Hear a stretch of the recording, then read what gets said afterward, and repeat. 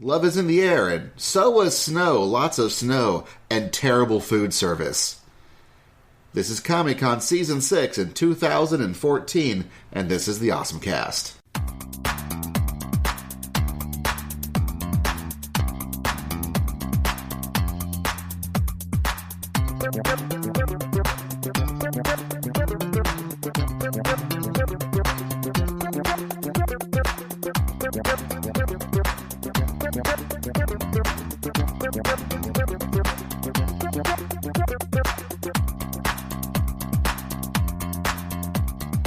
Hello, and welcome back to the OSMcast, your podcast for everything awesome.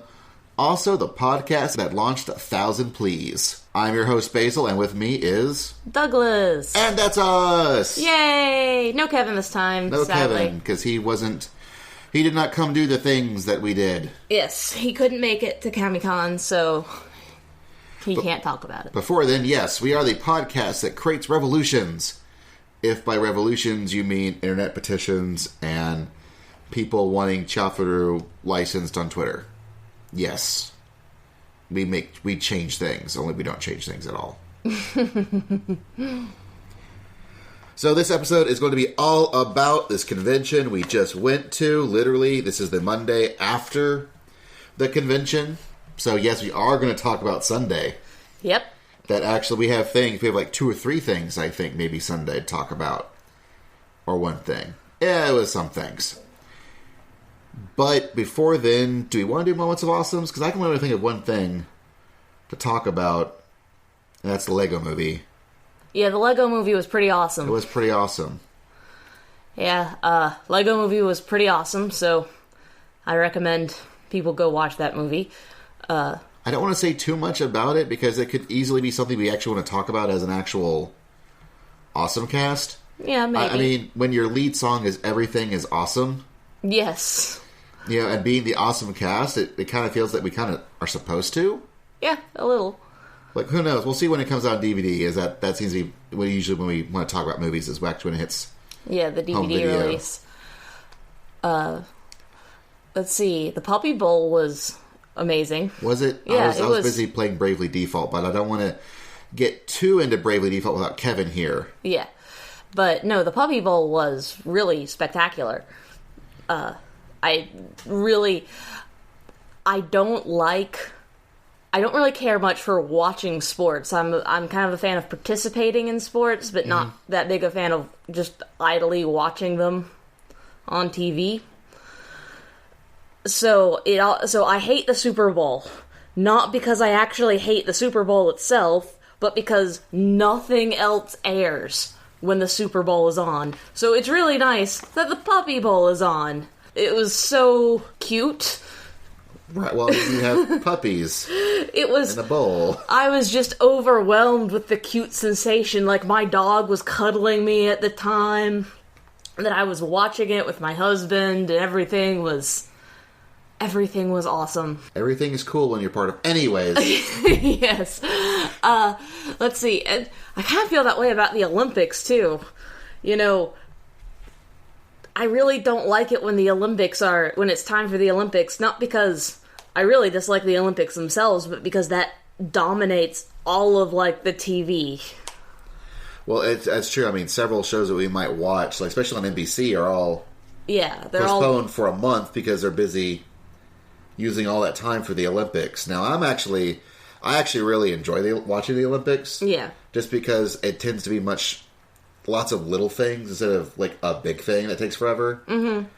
So there's all these different events that they're constantly cutting to, and so I never get bored watching any one thing. Sadly, because I'm sort of a little bit of a cable cutter, and that my house has TV, but I have nothing plugged in for TV. Yeah. Yeah, that's for other people in the house. I use online stream for pretty much everything. I can't just tune into a stream on NBC and watch the Olympics. Like, I get, like, even further clips and cuts of things. And it's not... And I just want to be able to just watch it. Like I can everything else online. But I can't.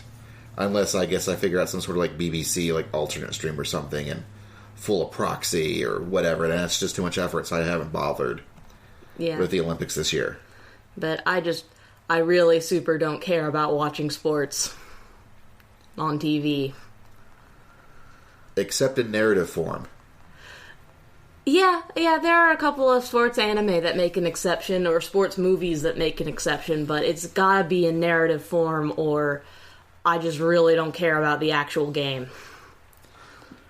No, that's cool. Like, for me, an example is I enjoy the concept and the ideas behind baseball. Yeah. And I actually really enjoy going out to, like, a stadium and watching it live. Whereas watching it on TV is not quite as enjoyable. Like, I'm missing all the actual, at the stadium paying for overpriced food and drink. Yeah, I Sitting actually in the wouldn't bleachers mind. And watching it. And I actually don't mind going to a baseball or a football game and sitting in the bleachers, but I don't care about it enough to want to. And even a professional game, I do not like going to a professional game because I'm too far away. I don't actually ever feel like I'm part of it because I'm in a giant stadium where I might as well be watching it on TV. But still, I would much rather be playing the sport than watching it. For me, it really depends on the sport. Yeah. Like, I don't mind playing and failing at baseball or playing and failing at soccer. Mm-hmm. But things like I mentioned before, watching someone play I'd much rather watch someone play karate than actually try to play karate myself. No, I want to play karate. Like, that's... When I was watching the show, I was like, oh man, I actually want to play that game. First, I gotta learn all 100 poems. So I guess I gotta do that. In Japanese. Yep. Yeah, oh man, there are lots of various ways you could translate those poems, I've discovered. Oh, yeah. Bunches of those poems refer to other poems. Well, I mean, even just how people translate them and how they phrase the words and how they set up the poem in English. Like, I found like 3 or 4 different ways of people doing it, and apparently there's different techniques in doing it. Mm-hmm. And it was like, wow, this is way more complicated to translate poems. I guess that makes sense considering that it's Japanese, and Japanese is so much weirder in comparison to English. It does not translate directly. So anyways, that was General Gabbing, and where you can find us, OSMcast.com. You can find us on Twitter at OSMcast.com. You can find me on Twitter at It's Basil Time. You can find Kevin on Twitter at Twitless_Kevin. You can find us on Tumblr now, or on Tumblr, posting tumbles or something. I don't understand Tumblr. We're tumbling around. But the person who's running the Tumblr does understand Tumblr. So check us out on Tumblr. We're on Facebook. If you have any comments or questions, leave us comments. Or send us emails. Or if you have any complaints, please send all email complaints to podcast@chainsofbuffet.com. But now, let's take it down a notch, as I think Doug wanted to say something. Yes, I do want to say something. On the last podcast I appeared on, it was the anime section of the 2013 OSMcast Awards, or Awesome Awards. And during the anime section, while talking about Golden Time, I made a joke at the expense of a friend of ours, Jeff. And Jeff is actually a really good guy. And I made a joke at his expense, and I really took what was basically a private joke and made it very, very public. And in making it very public, I crossed the line that I should not have crossed, and so I do want to apologize to Jeff for doing that. So, I'm sorry, Jeff. Thank you very much. We're sorry, because technically I'm the one that actually called out his name once I realized the joke you had made. Yeah, so but I am the one who took, like, a private joke and made it public. So there you go. The OSMcast. Sometimes we offend people. Yep. It happens, and we're sorry for it. At least when it's people we know. Right. People from the internet go screw yourselves unless you really are offended, in which case we'll apologize to you too. But speaking of the internet, or because this is an audio podcast that goes up on the internet, but things that weren't on the internet, which was an anime convention called Comic-Con.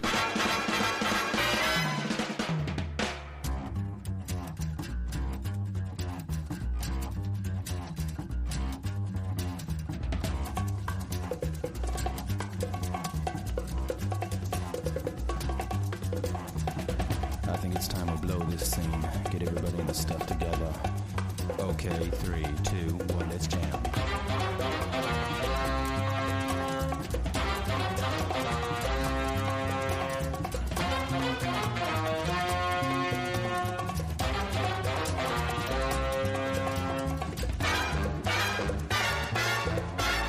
Comic-Con 2014 Season 6. This is an Alabama convention. This originally took place in Tuscaloosa. It was on their University of Alabama's campus for several years, but last year and this year it has taken place in Birmingham. Yeah, this started out as just a free college convention and transitioned into a public convention, into a public where you have to pay for tickets convention. Yeah, it was originally a free college con. Now it's a pay-for-con like most cons. Yeah. Which is, in fact, it's the same transition that, say, MomoCon took, where it was for several years. It seems to be an evolution of good college conventions that they eventually go on to this. Right. Like, I know, for example, for Comic-Con's issues, was they actually couldn't get the space they wanted to, that they usually get in Tuscaloosa, and so they had to move to Birmingham. Yes. And unfortunately, Birmingham is a place where cons tend to not really exist very well. They tend to die on the vine there. Just the scaffolding that the vine grows on of Birmingham is just not that great. There are cons that exist now, like PlayOnCon. I think there's a Alabama Phoenix Festival, and there's also now Comic-Con, and potentially others. But for many, many years, I knew of Birmingham as the place where you don't go hold cons, because they won't survive Birmingham, for whatever reasons. And so far, Comic-Con has had 2 years in Birmingham, and they've seemed like they've done okay. But yeah, but after going to this year, because the last time we went was in Tuscaloosa, had a good time, realized we had a chance at the very last moment to go to it this year, and we still had a good time, but absolutely none of the good time was because of Birmingham. No, in fact, Birmingham tried to get in the way a few times. They scheduled several. There were several organizations running 500Ks. At least 2. Yeah, at least 2. And so, because we only got to go last minute, the hotel that the actual con was being held in was already sold out. We had to stay at a different hotel, which meant we had to drive from our hotel to the convention center. Which shouldn't have been so bad. Like, if you look on the GPS, it was like 6 minutes away. Yeah, the problem had nothing to do with the con. It was that the city had scheduled marathons through its streets and closed off those streets, so we had to figure out ways around. And that suddenly took a 6-hour trip into, like, sometimes 30 minutes to an hour trip. 6-hour trip? 30 minutes to an hour trip. You mean a 6-minute trip into a 30-minute to an hour trip? Correct. Whatever I said, strike it, reverse it. Whatever it was supposed to be, it's what it is supposed to actually be. Okay. So yeah, that was an issue, and also issues. Well, we'll start. Let's get into it. Friday night, we get there, we get our badges, and we look around, and we planned this at the very last moment, so we kind of get there somewhat late on Friday, and we get our badges, and then I realize that all the panels I really wanted to go to were earlier that day. Like, I wanted to see how they handle their Attack on Titan panel. Now, because we got there late, we did miss one of the big events of this convention, which was the royal wedding. The royal wedding of the 2 con chairs. Yeah, Ray and Chelsea. They got married at the con, and I hear it was an absolutely wonderful and lovely ceremony. Yes. And they had a Dalek ring bearer, and I've already to tell my wonderful girlfriend no. No. Well, you guys are planning on having a ring bearer, right? Well, yeah, of some sort. Like, we're not sure what it's going to be, but it's not going to be Dalek. Yeah. Well, you're going to do the traditional thing and have a ring bearer. Yeah, or a ring bearer. We're not sure what it's going to turn out to be. But, maybe we have, an appropriately adorable child who can pull it off. Maybe we'll fly in Micah Solasad. Who knows what'll happen. But they had a Dalek, and apparently they had a very nice wedding. And, of course, we wish Ray and Chelsea nothing but the best. Yes. Our best of wishes to Ray and Chelsea. Congratulations on your wedding. And we thought we'd do maybe some of the late night stuff, but we decided that we really need to get dinner first. And so we decided to go get dinner. And we completely forgot that, of course, that Friday was Valentine's Day. Now, me and my husband celebrated Valentine's Day the day before we went to CamiCon. And that's why we forgot. And when we celebrate, me and my girlfriend Anna, our wonderful editor, who's the most amazing person in the world, we celebrated on Monday. Yeah. But, yeah, but honestly, the very next night, I'm no longer sure if it was Valentine's Day or if it was just Birmingham. And Birmingham just might be werewolves when it comes to restaurants. By day, they're nice and pleasant and wonderful. At night, they're terrible things to be around. Yes. So on Valentine's Day, we went to a Chili's where we had to wait over an hour and 30 minutes just to be seated. Yes. Now that's why we couldn't make any of the events on Friday night, which there were several good ones I wanted to try out. Of course, they also had issues, unavoidable for them, was that we recently went through a North Alabama snowpocalypse of our own. Yes. Keep in mind, for people who are not in Alabama but do listen to our podcast, we're not really used to having snow around here. At all. Yeah, like none. Like, we can go an entire summer... of course we can go an entire summer without snow, but we can go entire year without snow, and that is completely normal. Like, people will still talk about how cold it got, even though it didn't even snow once. Like, in Huntsville, it's actually particularly weird because we live in a valley. Yeah. And so usually, even if other areas around us might get snow... we definitely don't. We still don't get the snow. And so, about a month or so ago... Yeah. Birmingham and Atlanta both went through their own snowpocalypses, which was only like 2 or 3 inches. But that was enough to wreck their city's infrastructure as far as transportation goes. Yeah, for a southern city where it never snows, and it snows, 3 or 4 inches can be a big deal. And, for CamiCon, unfortunately, they are still reeling through the effects of snow. A lot of airports weren't sending airplanes towards Birmingham. Yep. And so it took them a while to get all their voice actor guests. And that was important because this year was very much a voice actor guest centric convention. Yeah, they pulled off something quite spectacular with CamiCon. I heard one of the staff members CamiCon commenting that CamiCon takes a little bit of pride in that they are a very ambitious convention, and what they set out to achieve this year is nothing short of superbly ambitious. Not only did the 2 con-chairs plan their wedding at the same time as planning a convention.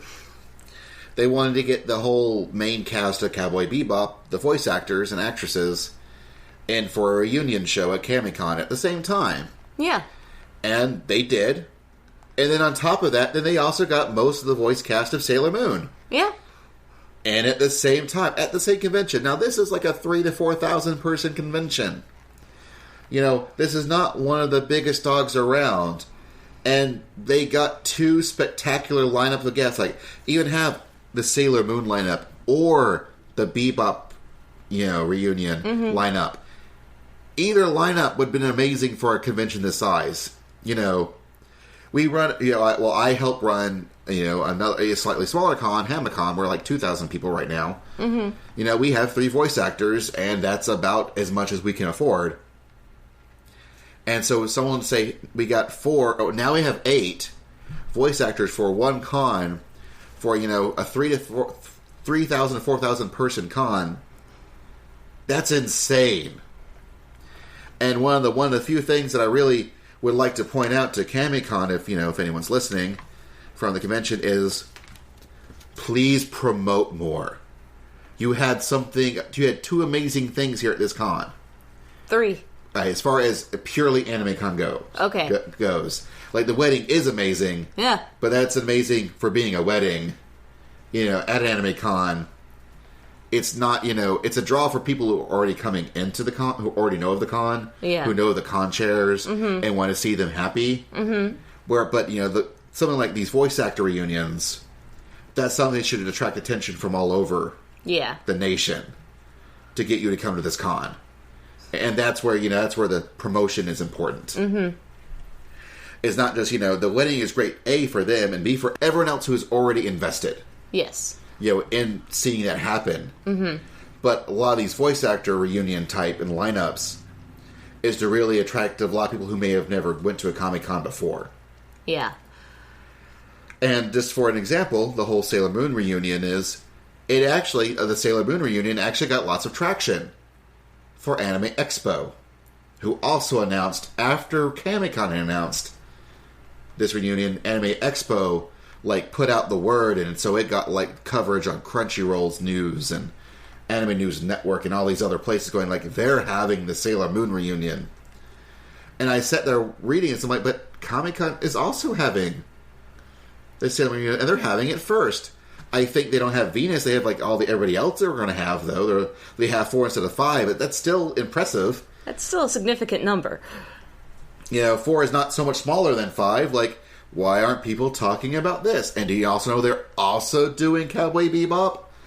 That's something awesome. And it was awesome. There was a great moment during the Cowboy Bebop reunion where everybody suddenly realized that they had also all worked on Digimon. Yeah. That's where they suddenly start reminiscing about, but I'll get to that. No, that's on Saturday. Okay. But yeah, so they didn't get the word out quite like they should have. And I think that's something that they do need to work on, especially if they pull off anything remotely like they did this year with, things that they can totally announce. They need to start spreading the word from on high. They need to make, press releases they can send off to ANN to catch their interest. Really, get that word out. Yes. And it can be hard. I'm not saying that it's easy. But it can happen, and it needs to happen for them to grow, even more so than they already have. Mm-hmm. But for us, that Friday was pretty much us dealing with a terrible, restaurant experience. Yes. Which was the worst restaurant experience for us of the weekend. It was or was not? I feel it was. Because it took way too long. The food came out way too long as well, whereas we were getting a plate of food every 15 minutes. We spent almost 4 hours at that restaurant. Oh. The next restaurant we went to, we only spent 2 hours. Maybe 2.5. It wasn't nearly as long as Chili's. Fair enough. I just didn't have the patience for the second one. I used it all up on Chili's. We had went to the dealer's room. Something very important happened in the dealer's room. There was a dealer that had a goat. Yeah, one of the dealers had brought in a little pet goat. Behind her counter, she kept it in a dog cage, and actually when we came by, she had it out and was showing it to people. She then tried to convince me to get a pet goat myself, which, I wonder if that's some sort of pyramid scheme. If you get a goat yourself, you get 2 goats, and then you try to sell the other goat in some sort of weird pyramid scheme. And even if it is a weird pyramid scheme, isn't that also just called farming? Well, it's true. Now, that said, the dealer's room was a nice dealer's room. Everything was well-spaced. It had a pretty, as Amicons go, it had a very good selection of various knickknacks and doodads you could buy. There was plenty of space for people to walk around in. Yes. The way the hotel or the convention center was set up, there were 3 floors. The bottom floor had some of the event space, most of the major event space, as well as all the con promotion tables were shown about. The second had more your registration and your more activity-based stuff. Yeah, more of the activity-based stuff, like the dodgeball was held. Right, and the capture the flag, and that's where they had their Vocaloid concert. Yeah. Which we didn't have a chance to get to. But and then the third floor had your video game rooms, which looked like video game rooms. I also had a Hatsune Miku game room because Sega was there. Yeah. And it had all the artist alley. Mm-hmm. And the artist alley they had plenty of space for people to move around in and check their wares, and so it was And, everything was sort of pretty centrally located in this one area. And it did make getting around the convention very easy. It was a very good layout, I thought. Yeah, it totally worked out. I was very happy with the layout of the convention itself. It was nice. And the only downside was it was kind of hard to get food, as the only restaurant they really had was either the stuff that was in the hotel adjacent to it, or you went to wait in line for like an hour for Subway. Yeah, I was having feet problems, and while I had no problem walking from place to place, I could not tolerate standing up like that for long periods of time. And I know that they tried to do what they could. They got, there was a taco truck, Friday night, which was a really good taco truck. Really delicious tacos and other accoutrement of Mexican style food, or at least Tex-Mex style food. Mm-hmm. I know that apparently they had made sure that the delivery would actually deliver, so people could get to Domino's and Papa John's. Yeah. And for a lot of people, that's what they did. They just ordered a lot of pizza. Yeah. And they just stayed in, which we probably would have done more of if our hotel had been. If our hotel had been actually connected or within walking distance. Yeah, but it wasn't. Yeah. And sadly, the convention center, once you park, you're not allowed to leave and park again.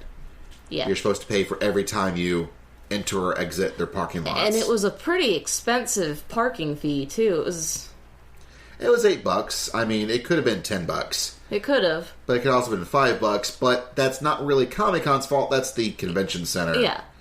And convention centers like their money. Yeah.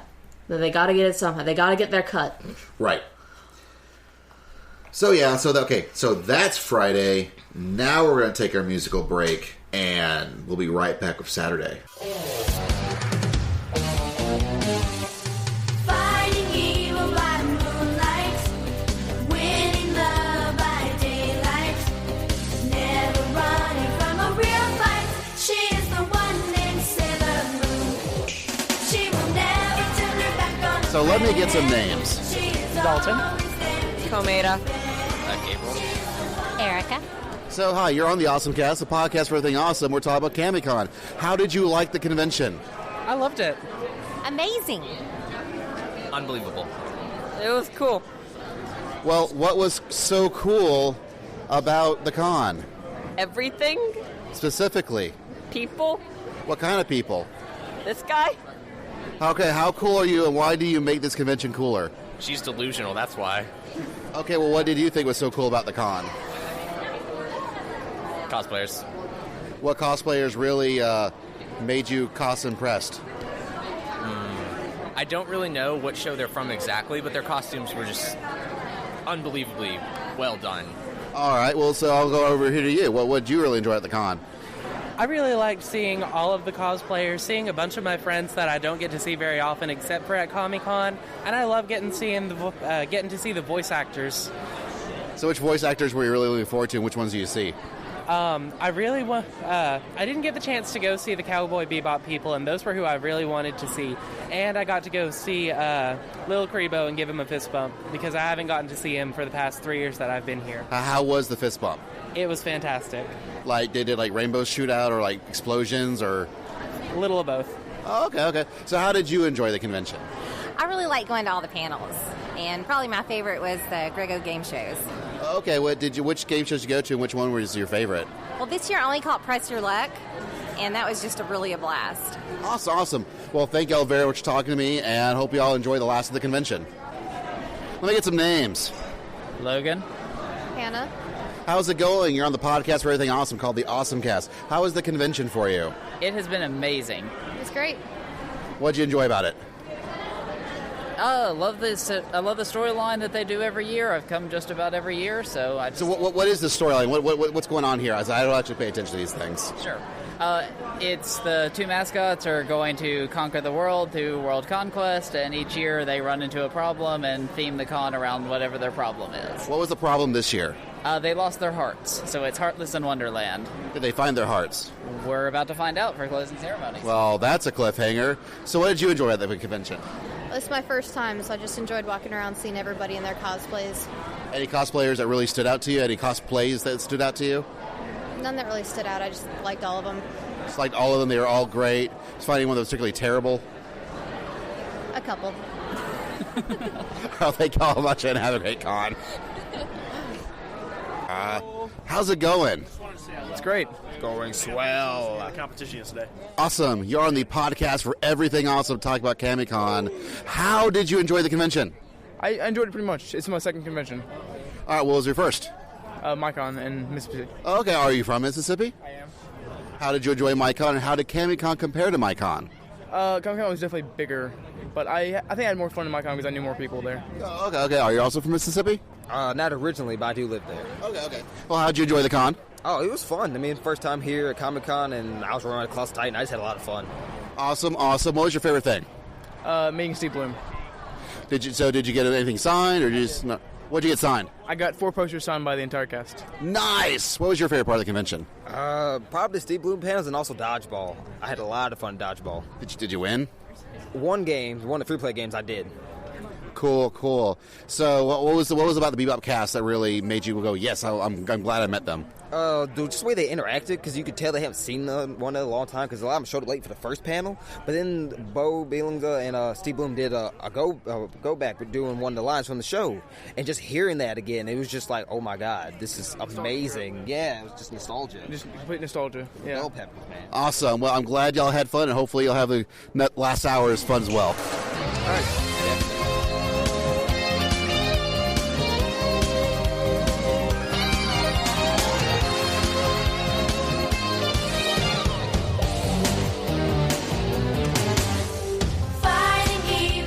So Saturday, when we finally got to the convention floor after wading through marathon traffic. Yes, after going around marathon traffic, we made it to the convention center. Now, that said, Saturday's marathon traffic was much better than Sunday's marathon traffic. Yep. Because you could actually drive, you just had to wait a while, but you could drive directly to it. Yeah. So, I know I started with, and this is where we actually split apart, where I went to see the Bebop stuff, and you actually went to do 2 different yes panels. I went to Japanese 101, and I also went to Japanese 101, and I went to the Doctor Who panel. All right. So what's up with the Japanese 101s? Well, I actually kind of want to do a little bit of a compare and contrast with these 2 panels. Go for it. Because I noticed something very stark between them. The first panel, Japanese 101, had a lot of content because it's how to speak basic Japanese. The girls that were running the panel, 2 of them referenced actually having lived in Japan. Mm-hmm. I think they taught English in Japan or something. I'm not too clear on what they taught in Japan, but they referenced, having children that they were teaching. So they were teaching something in Japan. So I don't have any doubt that their ability to fluently speak Japanese is competent enough to be teaching a 101 course. However, they just didn't seem prepared for the lecture. At one point, they referenced having a PowerPoint show, but there was nothing set up. None of them had even laptop computers or anything, as if they had it but they couldn't display it. During the course of the panel, a screen got set up, but no projector ever emerged for them to display it. As I said, they themselves didn't appear to have any sort of computers that they were referencing, and they didn't seem to have any schedule that they were following. It was mostly, so what you specifically want to know about the Japanese language, and the biggest problem was that the audience didn't really know enough to ask questions for it. Yeah, they didn't know enough to ask questions for it, or they knew enough that their questions were going to be beyond what is expected of a 101 course, and they're wanting to just kind of sit and soak it up. So So it was kind of a problem in that, and it boiled down to, in my opinion, they had a lot of content for this panel, but they didn't quite know how to run a panel. Mm-hmm. Whereas the second panel was the Doctor Who panel. It was in the same room. Mm-hmm. It was in the same room and everything. Even though there was plenty of seating, they did ask that I get up and get out because a line did form for the Doctor Who panel. There turned out to be plenty of seating for it, but there was a line, so it was fair to have people go out and come in for the people who had been waiting in line. And the people who had the Doctor Who panel, I would argue that they had less content. There's plenty of content for a Doctor Who panel, but it seemed like they mostly just wanted to talk about Doctor Who, what was going on currently in the show, what the audience liked about it. They had a little bit of a game show plan that took up the last portion of the panel, but it was the difference of, while they might not have had as much hard-written content, they knew how to run a panel. So they knew how to take that content and make it work just a little bit better than the people before who had an entire language to bring up and discuss. Right. So that is a thing, apparently. Just flat out knowing how to run a panel is important if you're going to run a panel. Well, yes. But it sounds like for at least the Japanese 101 panel, it sounded like the issue was, twofold, where they didn't have the way to display they didn't have their own equipment. Yeah. And at the time, neither did the convention have their own equipment. Yeah, which is the other which is kind of my critique of Kamicon. Keep in mind, this is my critique of Kamicon, but at the same time I recognize that they had a lot of extenuating circumstances. First of all, it's amazing that they planned a wedding and a convention and pulled them both off. Yes. It's also amazing that they planned all of this with all the bad weather that we've been having, with the cities being shut down for days at a time. Mm-hmm. The fact that they managed to get everything done and it had as few hitches as it did is itself a great thing. But in some places, it kind of showed that maybe their operations team needed to be a little bit more, I don't even know what the word I'm looking for is, alert, streamlined, aware, maybe responsive? Yeah, that's it, responsive. It seemed like the people who were in charge of making sure that just all the little things in the convention ran smoothly either didn't have the power they needed or didn't have the resources they needed to get it all done. And, we've talked about how ambitious they really were. Mm-hmm. This may be a thing that that your average con-goer may not have even noticed, and I was only noticing because I've done panels, and so I recognize that kind of thing. Right. But, just in my opinion, there should have been, they should have had somebody who could have easily gotten a screen and a projector to the panel rooms, panel rooms, if that's what the panelists needed it, that should have been there and ready, and somebody should have just gotten it, and maybe it took some setup at the beginning of the panel, but it should not have taken most of the panel to get it. Right. I know that, for example, when I was doing I didn't do panels for this con just because we came in at the very last possible moment. Yeah. And so I didn't have a chance to submit any panels to be accepted. But for MTAC, last year when I was starting I one of the first Friday morning panels, I think. Yeah. It was one of my manga panels. And I had no TV or screen or anything yet set up.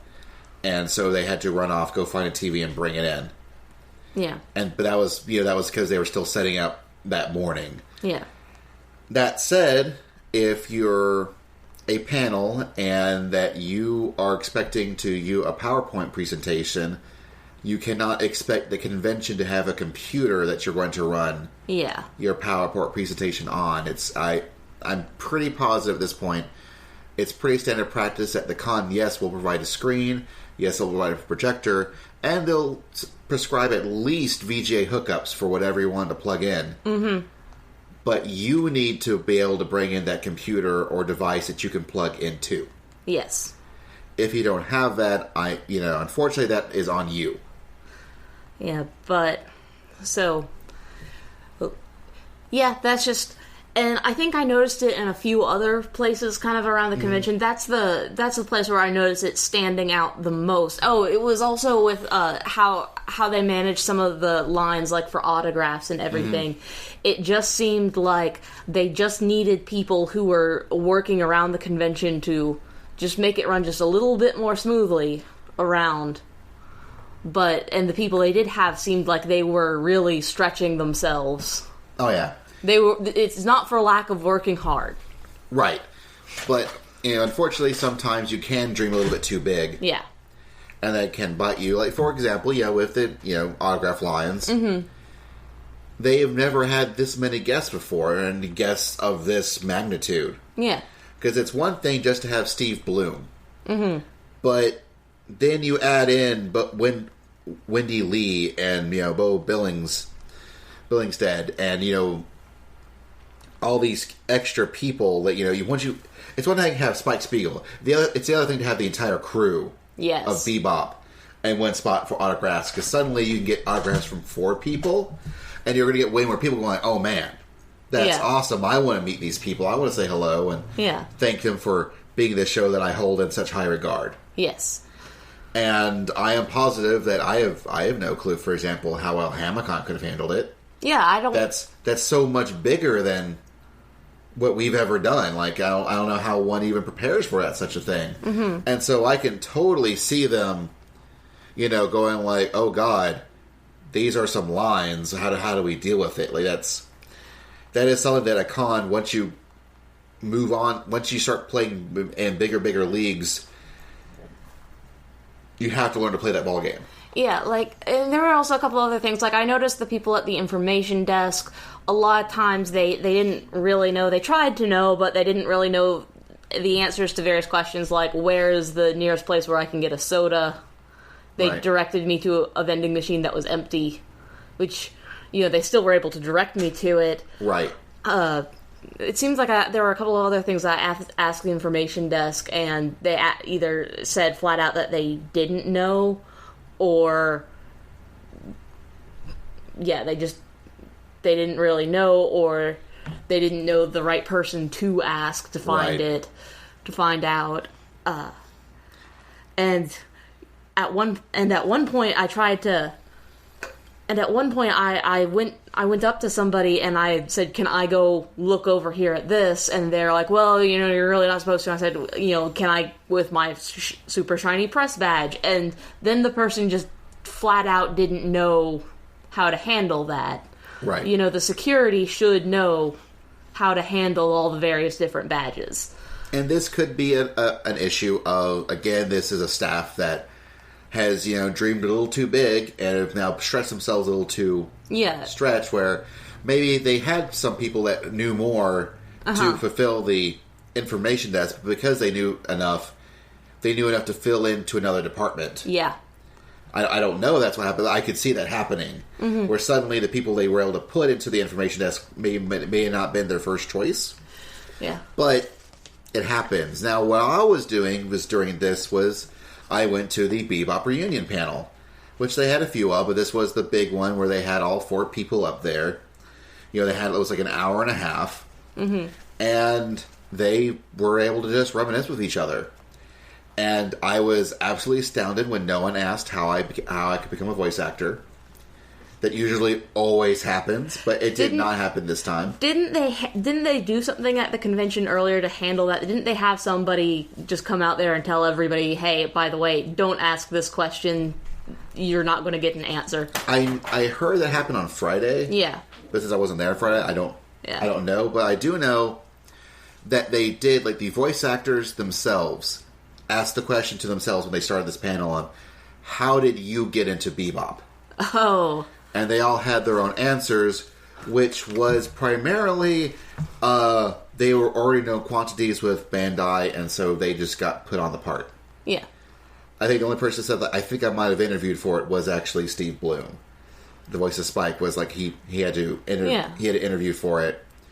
And then he was like it might have been more for me than even for them to make sure that I knew I could do it. Yeah. But they had several amusing antidotes. Like I said, they did in fact start going like, oh yeah, Digimon. Well, I was in Digimon. And then for like a good 5 minutes or so, they started talking about how they were in Digimon. Yeah. And all the various parts and what they enjoyed. And eventually they did take questions. And there were some, neat questions. Of course, they started off with who would win a fight?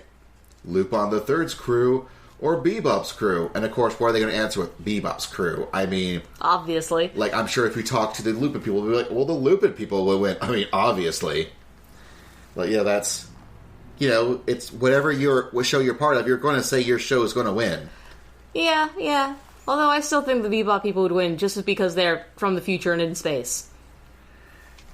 Yeah, with various Lupin the Third things now, I'm pretty sure they've been in space at some point now too. Oh, okay. Well, like, I mean, they once even had a Lupin TV movie where they redid more or less Turtles 3 Back in Time, where Lupin went back in time and met, I think, an ancestor Lupin. I mean, they've... Craziness has happened. Sadly, with the Lupin TV movies, they now just do whatever the hell. Yeah. Like, and unfortunately, that's kind of dipped its quality overall, but, But no, the Bebop crew was really neat, and, they kept remarking on how so rare that they actually would interact with each other, because in modern voice acting... Yeah. They're all in their own individual booths. They all do their lines cold, by themselves. Mm-hmm. And it takes, the editing teams to put them together as a cast. Yeah. And it's the voice director's job to make sure that they interact well as a cast. And it is somewhat crazy, because Bebop had a really good cast and a really good chemistry. Mm-hmm. Like, it really... you could also tell that the chemistry also existed, when they were as a group on the camera. Mm-hmm. And you could also tell, which voice actors, were more old hats at anime cons than others. Yeah. Like Steve Bloom knew how to work his crowd, really well. Wendy Lee, would do it real. Like, Bo Billingstead, he did it. He would say things, and they were funny, and he had great interjections. But it was obviously, he wasn't at con. He didn't quite know what to say for the crowd. Yeah. As much as the others did, but he was still really neat to have, the voice of Jet there. Yeah. He was an excellent addition, and there was a great moment where he had to pause and go, "I'm sorry, folks, I did not pee my pants, I just spilt my water." And then Steve Bloom was like, "Yeah, I'm sorry, no, actually, that was me. I think I just peed your pants." And the crowd was like, "Ah!" It was like, "Someone said pee, it was funny." There were good times. I did try to record some of it. I have no clue how that came out. Maybe we'll throw some here and there. Maybe we won't. We'll see what happens. We'll see what happens. I did take various clips of various congoers. That usually comes up pretty okay, so I'm sure that's been interjected here and there. You probably have already listened to it, from our first break. But after those set of panels, we all decided to take our break and go get some food. Yeah. And here's how we know that, Birmingham might be a werewolf. Because we went and first had a really delightful lunch. Yeah. At this place called Country Kitchen Cooking. Southern Kitchen Cooking, that's right. Yeah, Southern Kitchen Cooking. And they had grits of Gouda in them, and that was delicious. And I had good hamburgers. You had some awesome deviled eggs. Yeah, oh my gosh, I devoured those deviled eggs. There's just 6 of them on this little tiny salad. And it was amazing and wonderful and so, so good. And the fries were pretty good. They had this really neat, sweet jalapeno sauce. Mm-hmm. It wasn't remotely spicy, and I know that because my brain doesn't work with spice. Yeah. And it was a nice sweet sauce. I'm like, oh man, I maybe should have gotten the fries. But the Gouda grits were so good. Yeah. And we had a great time at this little restaurant that wasn't that far away. Yeah, it was in walking distance. It was a little bit of a hike, but only a little. Only a little. And it was only a little bit of a hike because you had to cross the street twice. If you didn't have to cross the street, Yeah, it wasn't like it was not remotely bad. Yeah. I think the only problem was with it was that people in our favor was that people didn't know this place existed. Yeah. Because it was only open for like the past 2 weeks. Mm-hmm. Which will be more important for later. But then we went to Octane, which was this coffee and tea bar. Which, apparently Octane is set more in Atlanta than it is anywhere else. Apparently. I know there's a couple in Atlanta that's where it got started, and it is recently have this location in Birmingham. Mm-hmm. Man, if you live in Atlanta, go to this Octane place. Yes. It's pretty amazing. Like, it was, as far as food and drink goes, I thought the taco truck was going to be the highlight for me, but no, it was this Octane place. Yeah, I had delicious tea. You know, we ended up going back several times. Yeah. The first time I had oolong, and it was a really good oolong, but then I had the jasmine tea, which was actually the tea recommended to me. I just kind of like, oh, but they have an oolong, and I want to have an oolong. Right. But the jasmine tea was that was probably the best jasmine tea I think I've had ever, and that's pretty high praise. Yeah, and I'm a really big aficionado of espresso, but I'm weird in that I love my coffee on ice. I just like cold drinks. Mm-hmm. Like, even when I have tea, I wait for the tea to become more warm than it is hot before I have my tea, just because I like cooler drinks. Yeah. And so I asked for an iced Americano, which is my usual go-to drink at a coffee house. Yeah. And because I like the taste of bitter, and, I'm down with my black tar. Just cold black tar. And they give me this iced Americano, and it was amazing. Yes. I have never had espresso that good. I don't know what beans they use, if they have any technique they're adding to it. But it was so much more flavorful than I am used to, but it was still black. Mm-hmm. Like, it wasn't like they added sugar or anything to it. It was still black coffee, but it was just really tasty black coffee. It was amazing. It's the best coffee I've had in years. Yeah. Also, one of the times when me and Barry went back, I discovered that they actually do serve liquor there. Oh, really? Yeah. I had gotten the jasmine tea. Barry had gotten a glass of ice water, and another woman at the bar ordered an Irish latte. And okay. I wasn't sure what that was, and I looked over, and the barista got down some Baileys and some whiskey and mixed it up. Okay. Yeah. Awesome. Well, I now know next time to let's go there for drinks, because apparently we went to that evening was anyways. So after that, we went back to the con, and we checked out the Pokemon game show from Grego's Game Shows. Yes.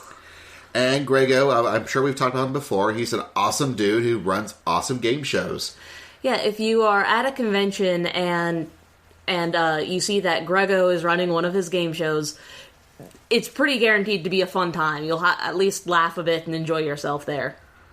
Yeah, it was the Pokemon Game Show is one of his more original creations. Mm-hmm. As he is getting more and more, he wants to do his own game shows. Yeah. Still based in anime, still based in fandom, but he wants to sort of, not have to do like the same game shows everyone else already knows. Yeah. And instead do things that are more original. Mm-hmm. And, that way also he's protected in case people want to sue him. Yeah. Especially since he likes to upload a lot of his stuff to YouTube and, and get his word out that way. Yeah. And so it was really neat, sort of match game where he was naming off Pokemon descriptions from the Pokedex from his 3DS. And people, in order to be able to go, had to buzz in and say what Pokemon that was, and then they had a chance to match up Pokemons on the board. Yeah. And as you collect Pokemon, you would win, but then next thing you know, Team Rocket, you might choose a Team Rocket square, and then they would steal a Pokemon, and you'd be down one. Mm-hmm. So it was a really well-designed game show about Pokemon. There was a really fun moment where one of the contestants had just gotten some of his Pokemon stolen from Team Rocket, and I think he tried to head desk, but he did it so fervently that his wig flew off. Yeah. Yeah. It was pretty amusing. Everybody had a good laugh. It was pretty good. And it was also really impressive. So many people kept trying, like, two of the contestants especially kept trying to answer, like, which Pokemon is this? And they would try to answer the question before the host had really even had a chance to say the... Like, he might be, like, 2 words in. Yeah. But man, people know their Pokemon.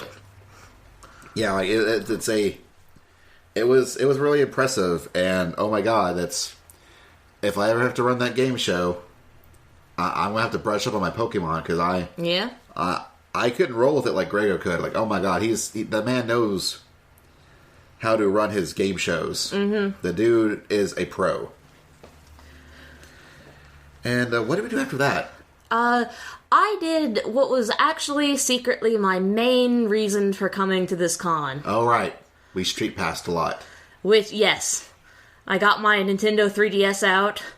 I found a nice place to bunker down.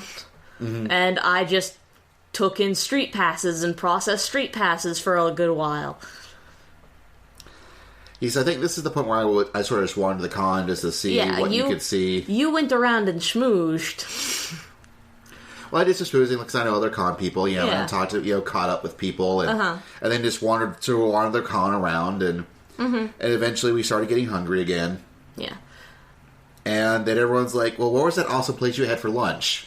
Yeah, because we had come back and we had told everyone about this amazing place where we ate lunch. Because it was so good and the service was so fast and it was virtually empty because it was a little bit of a hike away. Yeah, we were so impressed with it, and everyone wanted to go, and so we had a big group, 11 strong, and we headed there, and we discovered the Birmingham comes out at night is not the Birmingham that's in the day. Yeah. When we got there and we said we were a party of 11, just the look we got from those people, it was not kind. Well, also during the day, it was this really nice, calm, quiet place for lunch. Yeah. And suddenly now it was a sports bar. Like, I didn't even see the TVs when we were in there. Yeah. Before, during the day. But then at night, the TVs were on and lit. And it was dark, the music was suddenly loud, and it was full of people, and most of them weren't even con-goers, they were just... Yeah, they were just people. There's people. Like, there was one guy, I was wearing a kimono on Saturday, and there was this one guy who stopped me on the way to, from my table. Now, I'm not that unfamiliar with people when I'm walking around wearing a kimono, people going, what are you wearing? Why are you wearing that? And so I'm not unused to that. What I was unused to was he did not seem to understand that I was not a specific anime character, that I was just wearing traditional Japanese clothing. Like, he didn't seem to be able to figure that out. Right. And that was weird. And it took him a while, and it was obviously, suddenly we understood that this place was only open for 2 weeks. Mm-hmm. Because they suddenly didn't know what to do with us. Yeah. They had us stay in this for a while, and then they set us at a table. They're like, well, maybe this table might be big enough for us. It wasn't. And the manager was kind of a jerk, because when we told him that we're not going to fit at this table, he acted like that was our fault. Yeah. Like, he was like, I've sat 11 people at this table before. And it's just like, well, you may have done that, but were they skinny? Right, like, some of us are kind of big. Were they like kids? 11 toothpick girls, like 11 sorority sisters sitting around that table? I could totally see that happening, but... Yeah, but we're various people of various shapes and sizes, and we didn't fit, and we were like, well, can we get extra table here, and this and that, and they were like waffling on that, and so eventually we abandoned the booth. Mm-hmm. And what ended up happening was that it turned out that 2 of the friends from our contingent from MomoCon happened to know 2 of the people who were sitting at a table. Yeah. And as soon as the table opened up, they petitioned the restaurant to put their friend's table and another table together. Yeah. And wrap chairs around that until we get another table. Yeah. And so we eventually got sat down after about 45 minutes. Yeah. We were quoted 20 minutes. Right. Because I think some people would have left before if they had heard 45 minutes. Right. And so we finally sat down, and they started to take orders. And, of course, another problem that we had was that different people had different timetables. Yeah. And they would have not waited as long, but that's okay, frank, overall, because wherever we went, we realized there just wasn't that many food options in Birmingham. Yeah. Or we were in Birmingham. Like, you would have had to get into your car, drive for like 20 minutes to find some other place, and who knows what kind of wait would have been there. Yeah. And they eventually got our drink orders. They eventually got us food. It was actually a little bit funny, because I eventually just started crashing. You know, I'd been out all day. We didn't have a room that I could easily go and retreat to and kind of nap and recharge. So by that point in the day, I was crashing, and it had also taken so long to get our food that I just finally asked for mine to go. Right. So they brought it out for us to go.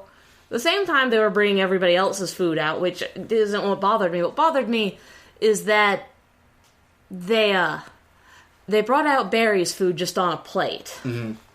And then they remembered, oh wait, you asked for it to go too. You're on the same ticket together. And so they then brought it out both packaged together for us to go. Right, well... But they had not yet brought the check. Well, further, they left Barry's food there, and they made another meal for Barry. Yeah. And your meal, but they didn't bring the check. And then later on, when we finally did get the checks, they then brought out another set of food for Barry and yourself. Yeah, yeah. The competence ran like the gambit for both fortunate and unfortunate things. Yes. You know, meanwhile, other people at the table hadn't even gotten their food once, and Barry had gotten his food 3 times. It was a travesty of all sorts of shapes and sizes. It was just so weird that we had such an amazing lunch experience. I know. We had such a good lunch experience and such a terrible dinner experience. And so for that, I know at that point, I drove y'all back. Yeah. I was passing out by that point. And I came back to the con because I knew that Anna wanted to go to at least one more panel, which was Kami at Midnight. I noticed that they had Cards Against Humanity on the schedule for their tabletop gaming room, and I did want to go to that, but you know, I was just fainting. And in the past, Kamicon has had good, I wouldn't say late night panels and adult panels, but that is in fact what they are, like 18 plus panels at the very least. Right. Well, I mean, Kamicon has always had a pretty good, like, sort of tabletop contingent. Yeah. They've always had they used to have really good Yu-Gi-Oh! Tournaments. Yeah. Like, they actually used to have really good, really big Yu-Gi-Oh! Tournaments. Which sort of went well, because they also had the little Kubero guy, the guy who does the Yu-Gi-Oh! Bridge. He's been a guest at Kamicon for years now. I heard a lot of people talking on Sunday saying that Vocaloid Rave was really good. Okay. Like, that was unfortunately one of the things that we could have looked into if we weren't waiting for our food and stuff. Yeah, if Birmingham hadn't gotten in the way. So, here's a tip. Go out for lunch and then order pizza. Yeah. Go out for lunch, but then order pizza for dinner. Yeah. You are guaranteed to have a much better experience at this con. And again, not Comic-Con's fault at all, but just based on dealing with Birmingham. And I mean, for example, living in Huntsville, it's sort of the same for us. You know, we don't have as many food options in downtown Huntsville either. No, most of our food options are on, well, they're just not in downtown. They're on the Parkway or on University, and that's, if you're in town going to the convention, that's like a 20-minute drive that you might not know where you're going. Right. So, just, you know, that's one of those cases that might also be applicable to Huntsville. But we definitely can say that's applicable to Birmingham. Yeah. Also, because Birmingham's downtown is you have to get on the interstate and go anywhere. Yeah. Like, you know, Huntsville is a smaller town, so it's easier to get from downtown to somewhere else. Yes. But anyways, I went to Kami at Midnight, which was being ran by the Laugh Out Loud guys. And they had a Laugh Out Loud guy who was a student improv group out of Georgia. Mm-hmm. And they had one of the guys who was running it. He had another one of the Laugh Out guys as a guest, as a contestant, as it was a game show type thing. I think Aaron something or other, he's a geek comedian who was there. Mm-hmm. They had Grego, and then the little Kuro guy. Yeah. Who has a name, and he's a really funny guy, just in general, not just in Yu-Gi-Oh! Bridge. And I'm sorry I forgot his name. My girlfriend will kill me, but that's okay. So, because it's little Kuro's name is on the schedule, not his actual name. Yeah. So, anyways, the whole idea was apparently based on, I think, a Comedy Central game show. At midnight? At midnight? Yeah. Well, I've never seen it, so I don't know what that show is like at all. But they had various quick segments that they would be able to riff on, like, thinking up funny hashtags. Yeah. Or there'll be a situation and you have to comment on the situation. Mm-hmm. At Midnight with Chris Hardwick is real funny, and I can see how that would translate into an anime setting very, very well. And especially with some really funny people up on stage. And Grego is, of course, a man who loves to sell himself short. Mm-hmm. Where he's like, I'm going to get dumped out of this real fast. No. Did he win? He almost won. He probably should have won. But, like, in my opinion, the Laugh Out guy was kind of funny. The Aaron guy was not as funny. And then Grego was pretty funny when he was on a roll. Yeah. And the little Kubero guy was funny pretty much in general. Yeah. And what ended up happening was somehow Aaron had gotten the most points. Mm-hmm. I don't know how that happened. As I felt he was not the funniest person on the thing. He was not getting the laughs. Like, Grego was either said nothing or was hilarious. Yeah. Like, he was either off or on. Yeah. And unbeknownst to him, he was on more than he was off. There was one of them. There was they had to make up BuzzFeed articles. Yeah. And apparently Grego was the only one who could think of good BuzzFeed article names. Mm-hmm. And he was just rattling them off. Like, he just kept going. And that single-handedly put him, like, in last place to almost first place. It was just that one session. And I think this, in the end, Little Kubero won just because, again, he was the most consistently funny no matter what was happening. Yeah. But it was fun. It was a good time. And at that point, that's when the con shut down. Yeah. And so that was Saturday. And now we'll take a musical break because we've been talking for 30 to 40 minutes. And then we'll come back with Sunday. Sunday. Let's kick the beat.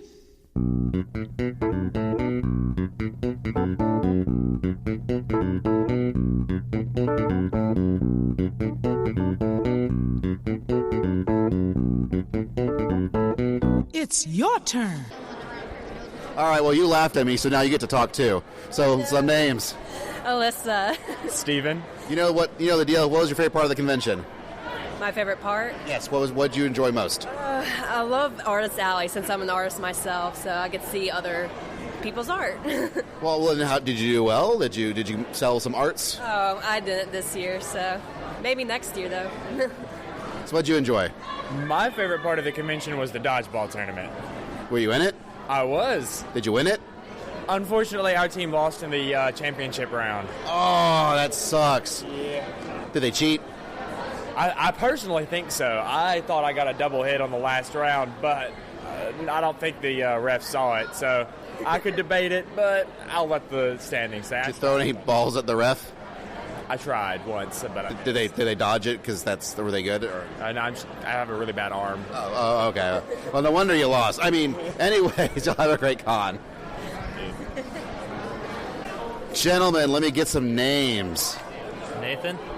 Josh. Steven. Ty. Hi, you're on the podcast for Everything Awesome. I like to call the OSMcast. We're talking about CamiCon this year, so how did you enjoy it? I really enjoyed it. It gets better every year. So what made this year so good? I couldn't put it down to one thing. Okay, any event that you really enjoyed? I really enjoyed the Cowboy Bebop one, the panel. All right. Did you go to all of them, or which one did you go to? I just went to the one on Saturday after the opening. Was it just them talking, or was there anything specific, or? It was just a lot of talking. Hearing the people who voiced the show I grew up on. And just learning stuff about the voice actors is pretty cool. Awesome. What did you really enjoy about it? I gotta say Cowboy Bebop too. Just hearing the voices come out of real people is just jarring a bit. How about you? I enjoyed the Hatsune Miku Project Diva at the Sega event. You got to see people from Sega come out, and they got to show their product. And even though it's been out since August, you got to see a new face, and they got to show. Awesome. Are you looking for the upcoming game on Vita? I am. Awesome. Are you going to get the Persona one too? I may not. So what did you really enjoy? I enjoyed the wedding a lot. Oh, they did get married. Was it good? Yeah, it was different, but I liked it. Cool. Well, thank y'all guys very much. Hope y'all keep having fun for the last 20 minutes or so. How's it going? It's great. Going swell. Competition yesterday. Awesome. You're on the podcast for everything awesome talking about Camicon. How did you enjoy the convention? I enjoyed it pretty much. It's my second convention. All right, what was your first? MyCon in Mississippi. Okay, are you from Mississippi? I am. How did you enjoy MyCon, and how did Camicon compare to MyCon? Comic-Con was definitely bigger, but I think I had more fun in MyCon because I knew more people there. Oh, okay. Are you also from Mississippi? Not originally, but I do live there. Okay. Well, how'd you enjoy the con? Oh, it was fun. I mean, first time here at Comic-Con, and I was running across Titan. I just had a lot of fun. Awesome. What was your favorite thing? Meeting Steve Bloom. Did you get anything signed, or just no? What'd you get signed? I got 4 posters signed by the entire cast. Nice. What was your favorite part of the convention? Probably Steve Bloom panels and also dodgeball. I had a lot of fun dodgeball. Did you win? One of the free play games I did. Cool. So what was about the Bebop cast that really made you go, yes, I'm glad I met them? Just the way they interacted, because you could tell they haven't seen one in a long time, because a lot of them showed up late for the first panel. But then Bo Bielunga and Steve Bloom did a go back with doing one of the lines from the show. And just hearing that again, it was just like, oh my god, this is amazing. Yeah, it was just nostalgia. Just complete nostalgia. Yeah. Well peppers, man. Awesome. Well, I'm glad y'all had fun, and hopefully you'll have the last hour as fun as well. All right. Yeah.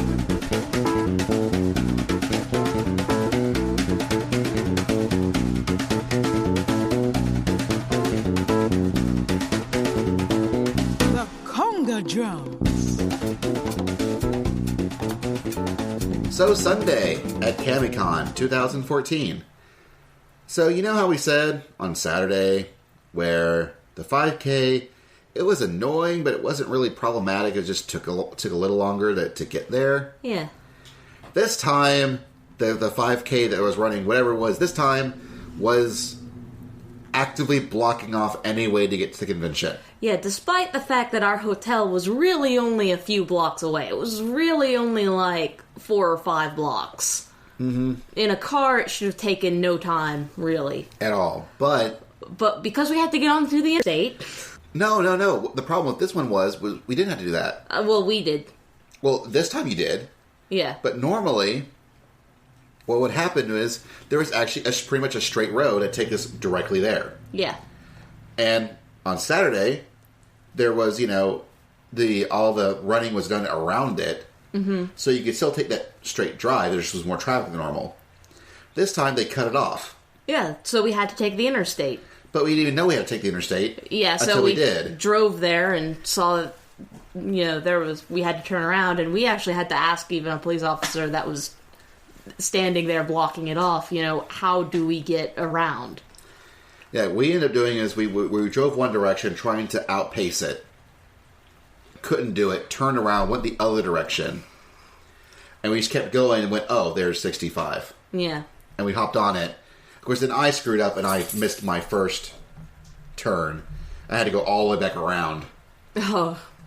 We just had to go and get gas before we... Mm-hmm.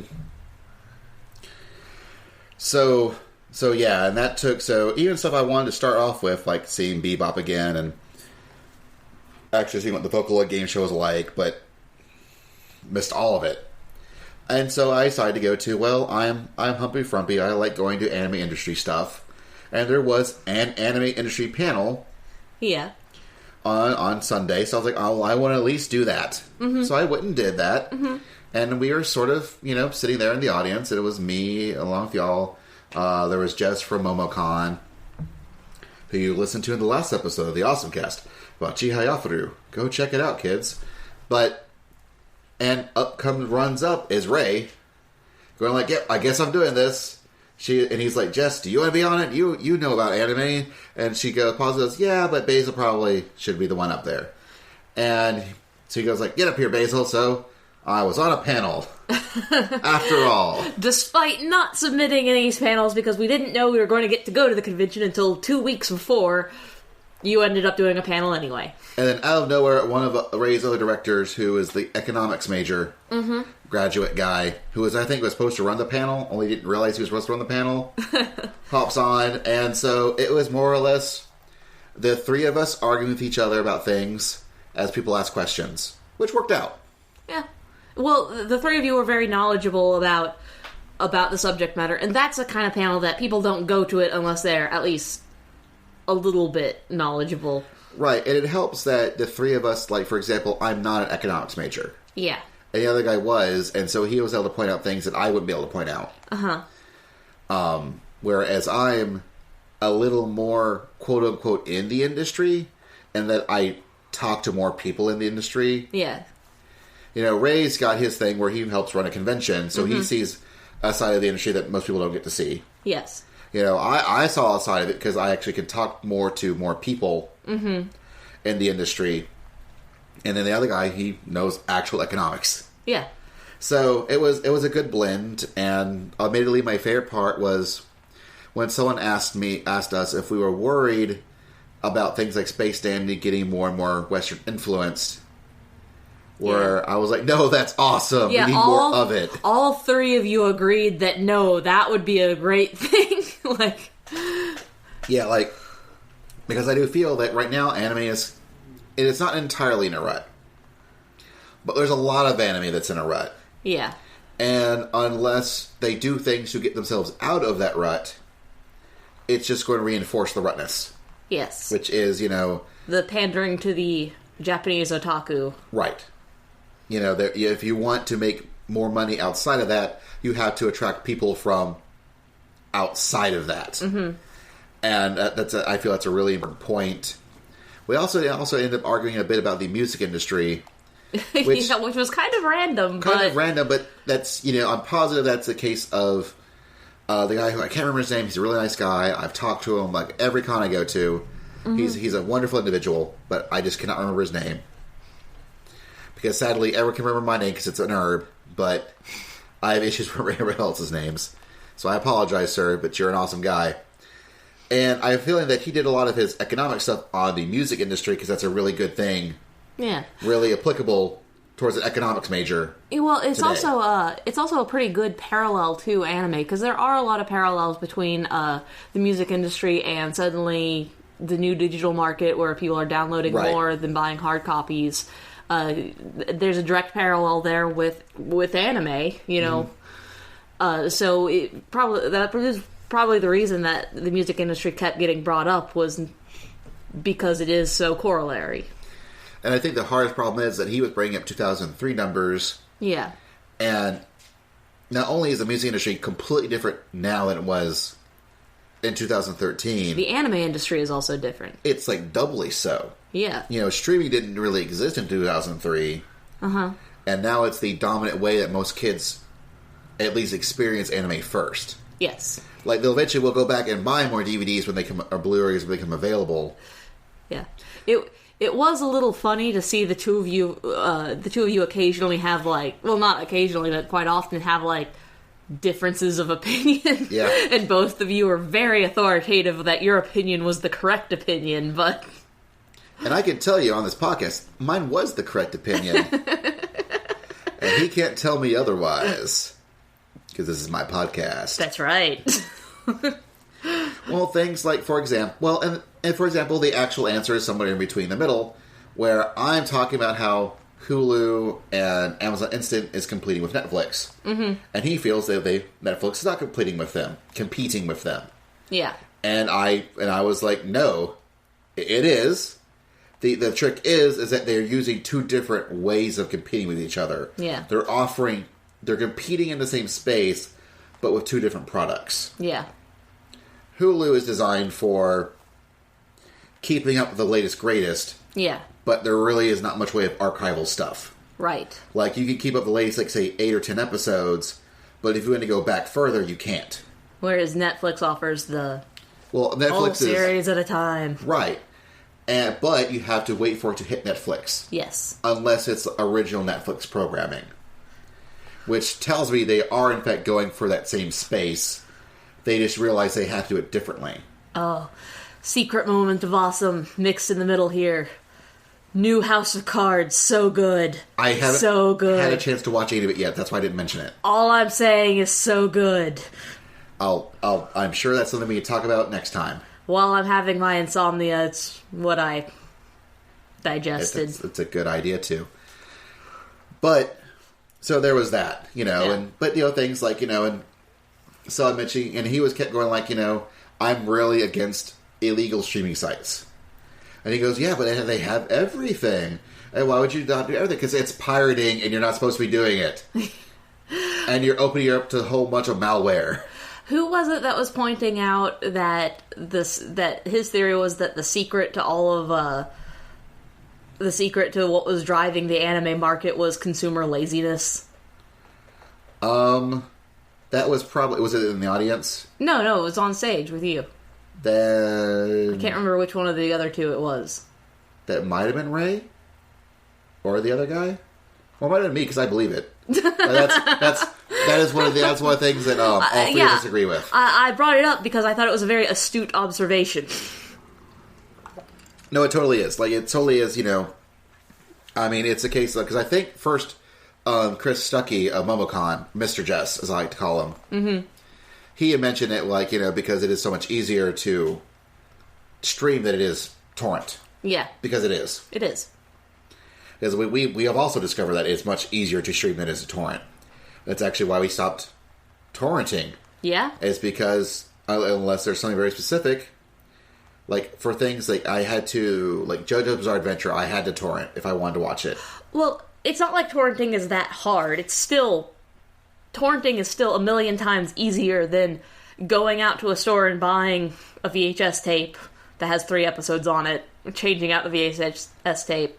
Right, but it's still, now order of magnitude is easier or harder that I have to now go find the fan sub site, go download the torrent, wait for a torrent to finish, make sure my codecs are now up to date on my media player, and then play the anime. We're now streaming, I log in, all my shows are queued up, I pick my show, I watch my show. Yeah. It is now it's so much easier to stream in relation to torrents. That's what I was getting at. Yeah. And that was, he started off that point and we were all agreeing with it. So yeah. I think that's where that came from. Okay. But no, and that was fun. And I think after that we went to get more delicious coffee and tea. Yes. And it was delicious. And that's when y'all headed out. And that's when I caught the second half on the Con Chair Talks panel. Mm-hmm. Which was secretly the last panel of the con before closing ceremonies. Yeah. And that was pretty much Ray at a table answering questions, him trying to get feedback from the convention goers. Hear things like, yes, I'm sorry about the schedules. And the schedules were printed by some company called Black Warrior Printing, and they screwed up their Excel files where they had Friday and Sunday on one page, and Saturday was another page, which makes sense because Saturday had more content than Friday or Sunday. But the times for Saturday somehow ended up on the Friday and Sunday page. Yeah. And he mentioned that, yes, we got them at the very last moment, and it was like the Thursday before the con because of weather. We should have gotten it sooner. And we noticed the problem, but it was too late to get replacements. Yeah. So we had to roll with it. Did they have anything that explained what the panels were? Because that was the times being on the wrong page was a little. Well, it was difficult, but for me the biggest problem was that they had the title of a panel, but not a description, and that's pretty normal on a schedule. But there were program guides. Yeah. But the program guides, it was 14, 18 pages. Uh-huh. But only 4 or 5 pages was dedicated to program descriptions. Yeah. And they were all sentences. So there wasn't much of a description for anything. Yeah, I think it would have been nice to have a little bit better descriptions of the panels, but that's a pretty consistent complaint about panels at every con ever of all time. Not at Hamicon. Yeah, not the one Basil writes the program thing. guide for. And has to make. Of course, then you have issues where that, you know, the guy that Chainsaw Guys really find funny, where there was this Cody Warhammer panel. I read it. I went, okay, someone named Cody and Warhammer. I assume they mean Warhammer 40K. Why else would you? I mean, it's not like it's a person's name or anything. It's Warhammer. It's a thing. Yeah. But I don't know it's a thing. And I couldn't. No one would tell me what this panel is about. Yeah. So I wrote a description. Was like, I think this is Warhammer 40K. Maybe it is. Maybe it's not. Maybe it's just Warhammers in general. I don't know. It turns out that's the guy's stage name. He's in a band. That's in fact his name. And he was going to talk about anime. And I didn't know what the hell it was. Yep. You know, and there's that, you know, and so there are things like that happens, but I at least make sure that everything at least gets a paragraph. Yeah. But, you know, that is an issue, and of course that might be an issue of they only had so much budget to put to the program guide, and they had to fill up other things like guest, you know, and introductions and things. And Have we mentioned Kamikon's story? No, not yet, not at all. That they have one. Yeah, Kamikon has a story. And usually it also involves some sort of audience participation in the story. Mm-hmm. And that there is always a choice. Yeah. For example, one was they have a light side and dark side mascots. They're sisters. Yeah. And they got to pick who was going to be the reigning mascot, as it were, for the next year. Yeah. Then they once had a contest, as it were, to pick the mascot for the convention, like an animal mascot. Mm-hmm. And they ended up choosing the turtle. And this year, apparently, the big decision was whether or not next year's con was going to be fantasy themed and sci-fi themed. Yeah, this con was Alice in Wonderland themed, wasn't it? I heard sort of. It was apparently the mascots. Their current plan is now to take over the world. I guess they've put aside their differences as sisters on running Kamikon to have net set their eyes bigger. Yes. And I think last year they had to defeat their 7 evil exes. This year their issue was that they lost their hearts, and so they were heartless, and so that's why the name of the con was Heartless in Wonderland. Ah. And I guess they got their hearts. I assume so. I wasn't there for closing ceremonies. I had to get on the road back to Huntsville, but I'm going to assume that they did. Well, one thing that kind of played into the theme that I thought was super awesome is when you got your badge. The badge had 2 sides to it. One side was for if you were on Team Hearts. The other side was for if you were on Team Spade. And I thought it was amazing and awesome and wonderful. I thought that was a great idea. Good job, guys. Good job. Yes, and I did have to go, well, where's all the disclaimer stuff? Because normally on a con badge, you are going to see a disclaimer on the back of the badge saying, like, look, these are the rules of the convention. Do not break the rules or you lose your badge. Yeah. It was in there, but it was in there where you put your name in really faint font. Yeah. And so that was... I was like, well, that's cute, but I don't know if people don't realize what they've actually signed up for. It was just your standard disclaimer, though. Right, but this is speaking not for the voice of Hamicon, but as I runs con, I kind of like my disclaimer where you can see it. Yeah, fair enough. I still really liked the... No, it is a neat item, and it was a neat item too. Well, it's like, for example, at Otakon, what they'll do is when you go up, you'll pick a badge type. Yeah. They have 8 different ones, and you'll pick a design. Like, I think I chose free as mine. No, I could choose free, but I had a press badge. Yeah. And so I had to choose the press badge. I had the one style. But I think I then made Anna choose free. Yeah. Because I'm secretly a Fujoshi. And I'm trying to see real quick, see if they announced whether it was sci-fi fantasy, but my computer doesn't like doing things. So, never mind. Is it fantasy? Is it sci-fi? Who knows? We don't. But you probably will if you do remotely any sort of searching at this point. Yeah, by the time this is released, you probably will. I know, I'm pretty positive they said they broke 4K. Mm-hmm. Like they just broke 4K this year. Yeah. So awesome on them. Good job.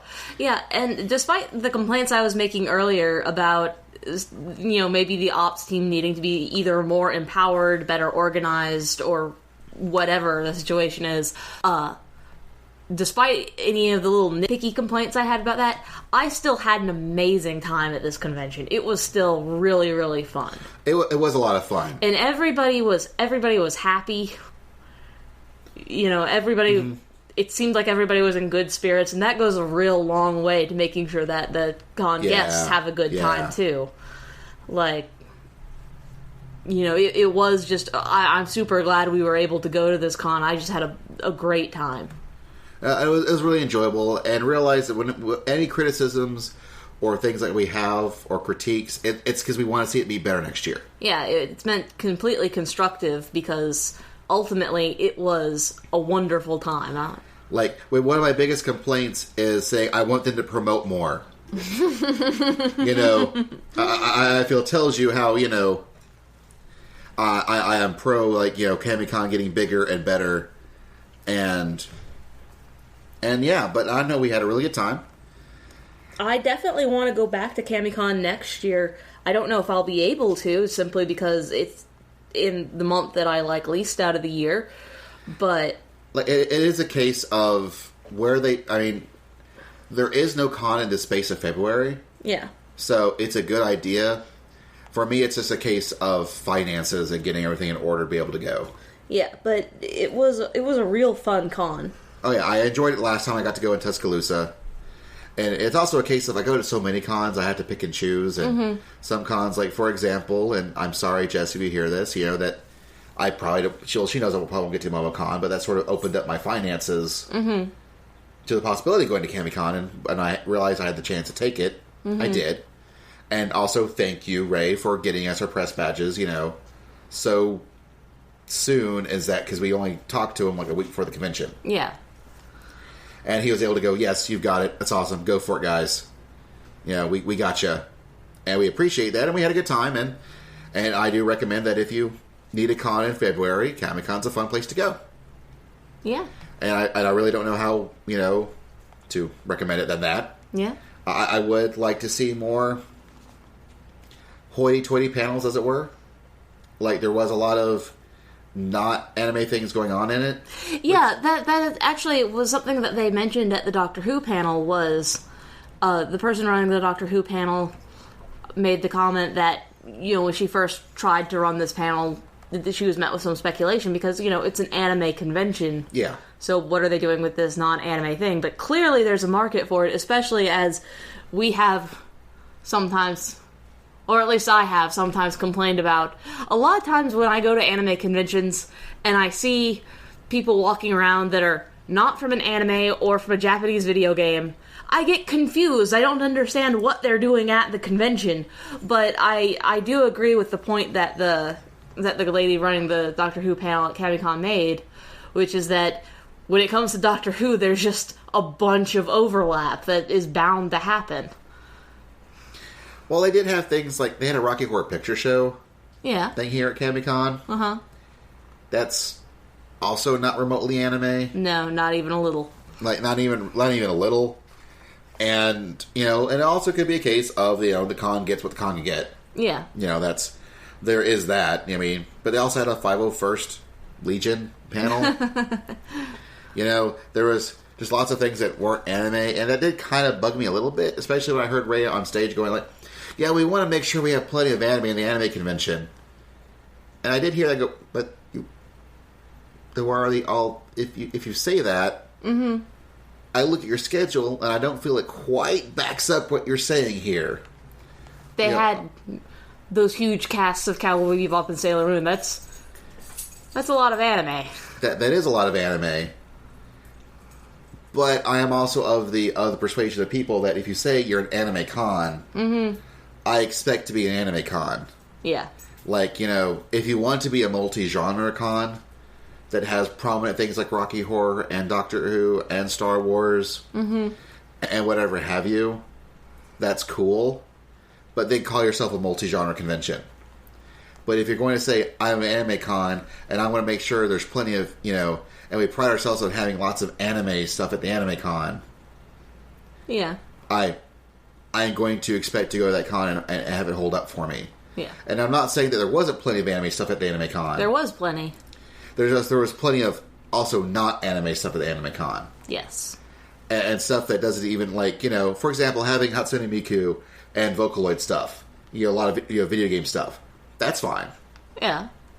That's, the animations of watching, Miku on stage. That is technically computer generation animation. Mm-hmm. It's still, in a way, anime. Or video games, it's still Japanese stuff. Like, if it was more Japanese cultural stuff, I can understand. Yeah. But when I go, oh, right, I'm going to the anime con, what am I going to do tonight? And I look and I see, Rocky Horror. I don't... That there's a disconnect there. Yeah, I see what you're saying. And also, I think they do a really good job of pitching themselves as a multi-genre convention. Because if you look at, they have a very good, tabletop session, things, where there's all sorts of different kind of tabletop games. Yeah, all kinds of different tabletop games. And none of them are anime. And that's fine. I mean, there it's something... aren't really a lot of... There's not. But, and again, I'm not complaining about that. I'm just saying that they've positioned themselves really well to be a multi-genre convention. Well, they're definitely a convention you can go to and have a whole lot of fun. Yes, that is very true. And again, my biggest complaint was they need to promote more. Yeah. So I really, and that doesn't say I still enjoyed myself regardless of what criticisms I may have. I don't know what will. But anyways, I think we've talked plenty. Yeah. Comic-Con, you should check them out. It's a good time. And this is the OSMcast. Thank y'all very much for listening. Again, you can check us at OSMcast.com, Twitter at OSMcast, Tumblr at OSMcast, Facebook at OSMcast. I'm at Twitter at It's Basil Time. Kevin, who's not here, is on Twitter at Twitless_Kevin. Please let us know what you think about all sorts of things. Check out the Index of Awesome. The website should actually work now. Yay! Because I'm spending way more money on it than I used to. And we are out.